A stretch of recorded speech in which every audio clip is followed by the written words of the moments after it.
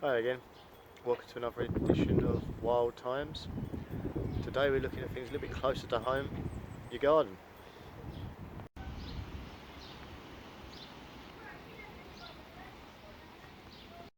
I'm always talking to people about nature and stuff, and the first thing people always say to me is like, I really wish I could have more nature in my garden. Now, usually that gets followed by, but I can't because I've got kids, I can't because I've got a dog, can't because I've got cats, and that's just not true. You can somehow find a way to do it.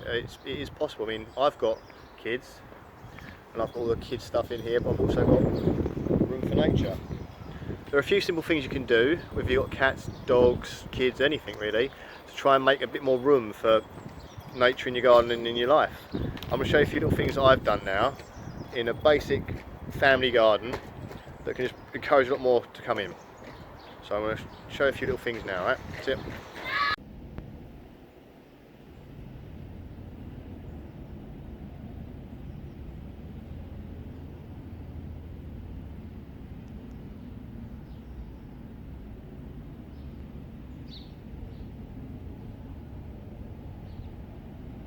Now the first and best way to try and get nature into your garden is to put a pond in. Now it doesn't have to be as big a pond as this, it can be a tiny, it can be basically a bucket put in the ground. Anything with water can attract anything into the garden. It could be birds coming in for a drink, it could be frogs coming in to just sit in it for a minute, it could be all kinds of bugs, all kinds of insects, all kinds of snails, anything can turn up. It's surprising what will actually turn up if you put a bucket of water in the garden. Just sink it into the ground, try and keep it ground level so things can get to it, and give anything in there a way to get out. So even if you put a piece of wood in it, just so they can climb up a piece of wood, it's fantastic.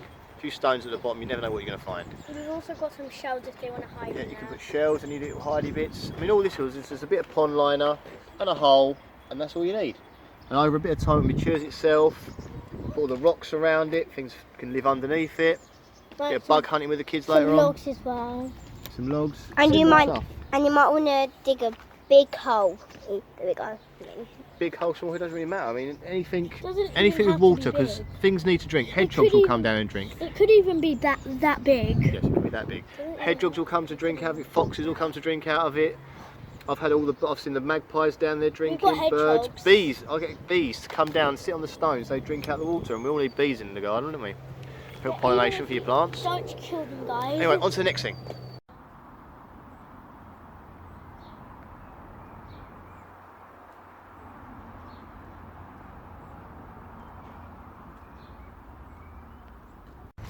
Another fantastic idea for your garden, bird feeders.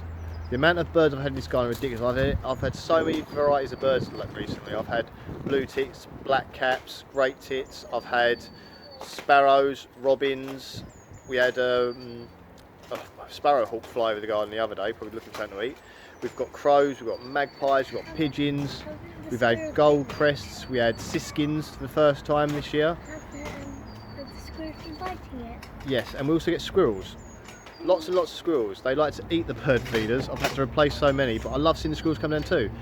It's just amazing watching them play in the garden. We actually have one squirrel keeps coming into the garden with half a tail, and we've nicknamed him Stumpy. It's amazing what you can do with just a little bit of food for something to eat. It doesn't even Anyway, have on to the next thing.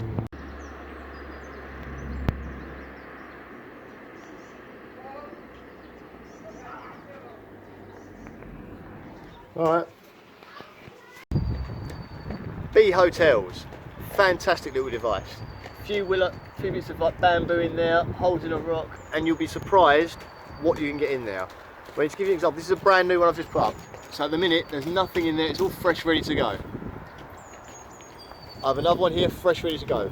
Just to show you what can happen after a year of leaving it up. We have to walk over the side of the garden for a minute. As you can see, every single hole in there is pretty much full with masonry bees. So inside every one of those is a couple of bee larvae ready to come out. And hopefully in a couple of months we'll get, well, actually probably a month, we're going to have loads of bees flying in and out of here. The old generation coming out, new generation coming in to lay fresh larvae. Oh, it's going to be fantastic. There's another one just down here. There's not really much in that one. Again, there's a fair bit in it. Oh, and as we look at that. Oh, that could have been more better timed. A bee flew into it as we were speaking, trying to find a hole. But yeah, fantastic thing. Put it somewhere in sunlight. So it gets a good fresh bit of sun in the morning, warms it up, the bees like it warm. What they'll do, they'll go in there, dig little chambers, lay an egg in, that egg will slowly hatch into a larvae, and for the rest of the year it will start to come out. Fantastic when it happens, when they emerge, it's absolutely amazing. Also you could be lucky enough to get some leaf cutter bees, you'll see some leaves rolled up in there, amazing. One more thing to go.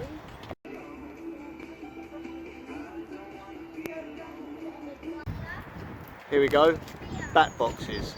Hopefully I'm going to get some bats turn up this year. They only went up recently, so you never know. But once you get some bats, it's amazing to watch them come out of their roosts at night. I've seen like places like, my mum lives in Wales, we went there, we saw like hundreds of bats flying out. I'd like to see just one, but hopefully we get a few bats in here. I'll sit out every evening and watch them flying out trying to catch all the bugs. Hopefully they'll get the bugs out of the pond, even better because I'm working two systems at once.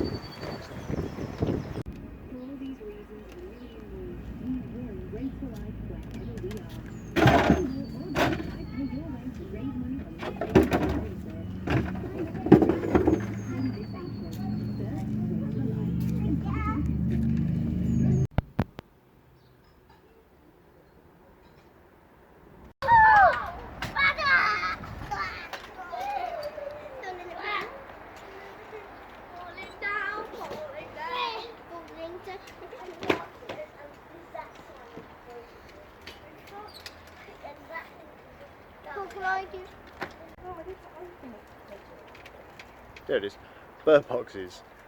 Oh my god, as soon as you put a bird box up you'll find a blue tit or something going in it almost straight away. I was so shocked when I put up 4 bird boxes in one day and all 4 of them got attention from blue tits, and now this one behind me, we've got a little family of blue tits living in it. Obviously they haven't hatched out yet, but I know that they're definitely in there. They're going in there every day. They've filled it up with soft materials and grass, and I've seen them going out of all kinds of crazy stuff, feathers, grass, fur, don't know where they got that from. But they've got a load of stuff in there. It's amazing. A couple of years ago I had them hatch out at my previous house. We were watching the babies on the feeders and the mums feeding the babies. It was fantastic. Seriously, it's well worth getting a bird box. If you haven't really got, I mean, a lot of people are worried about cats and things like that, but if you put them up high enough, you're not going to have that issue. Like here, I've got it up high, over, so I'll take you over this way. Oh, it's happening. It's happening. Over this way, I've got an extended fence post. So my kids are doing science experiments in the garden at the time. Yeah, I've got it on this high up fence post there to keep away from cats. I've got them high up in the trees over here. I've got another tree just over there. I've got a bird box in there. You can keep them up high enough. If you just, all you need to do is get like a long pole or a stick or anything to try and keep them up high. That way you can avoid the cats trying to predate on the babies as they come out. Because we actually have cats in the neighbourhood. We've got 4 cats that regularly come in and out of the garden. One of them's our neighbour who lives down below us. She's a very patient neighbour with the kids and all that. So she also loves nature as well. She's been very patient with my nature things as well. Another good thing to do, obviously we haven't done it here, but another good thing to do is if you've not got a garden, but you still want to invite birds into your garden, things like that, get a bird feeder for the window. You can buy these little plastic bird feeders, just stick them on the window, put some mealworms in there, and you'll get birds actually coming up to your window. Probably starlings or your robin, sparrows will come up to the window and they'll pick them out, and the kids can sit there on the other side of the glass watching these things up close and personal. It's a really good thing to do. I had some a couple of years ago. I sat there for hours just watching the birds come to the window. It's well worth doing to try and get nature into your garden. Nature is such a benefit for your own mental health. You can sit out here watching the birds for a couple of hours and you just feel good. You feel relaxed. It helps you to just break away from the boringness of your work life, your bills, all that stuff. It just makes you help you switch off a little bit. It's such a worthwhile thing to do. It's just to come out into your garden, a little bit of nature and breathe. Just have a bit of peace and breathe.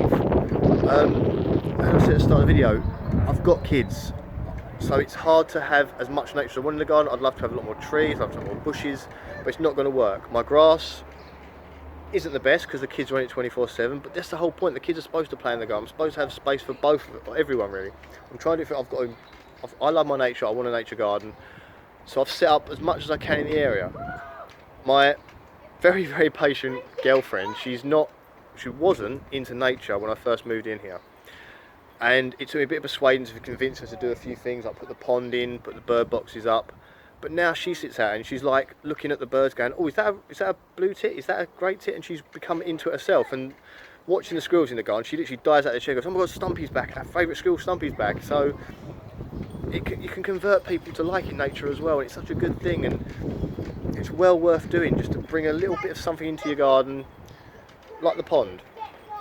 As I said before, the pond is the best thing to get anything into the garden. Now, I've actually just had a baby. And obviously, with a pond like that, it can be quite dangerous. So the plan is that the second he's able to crawl, I'm going to put a little fence up there with enough gap for hedgehogs to get through, but not enough gap for him to get through. So that's going to make that a lot safer for him. It's also going to be high enough for a fox to jump over if they want to. I'm going to give enough space for him to land and not actually fall in the pond. So it's well worth doing. And it's not just me that enjoys the nature, it's the kids that enjoy the nature, isn't it? Yeah. And yes, he has blooded his nose, he fell over on the trampoline. And you were supposed to clean it up, wasn't you? Look at him. See, messy kids, why not? So, it's such an important thing. You've really got to try and bring a bit of nature into your garden. Always be careful on the trampoline. Yes, always be careful on a trampoline. I don't like the trampoline. Yeah, so you've got to be careful on the trampoline, because he blooded his nose. You've got to be you just got to have a little bit for everything. And you'll reap the benefits. You reap what you sow. Well, I sowed a few things, bird feeders, bird boxes, and I've been reaping it ever since. Definitely get there and try and do it, guys. It's well worth it. Thanks for watching again. If you liked it, subscribe to it. Bye-bye. Bye-bye. Yeah, so like, Click subscribe, the notification and enjoy bell. it. Just do it yourself. And Don't like listen and to me. subscribe. Go enjoy it. Prove me. Damn brilliant channel. Yeah, subscribe to the Gam Brilliant channel. It's not a great name, it's the best thing I could come up with.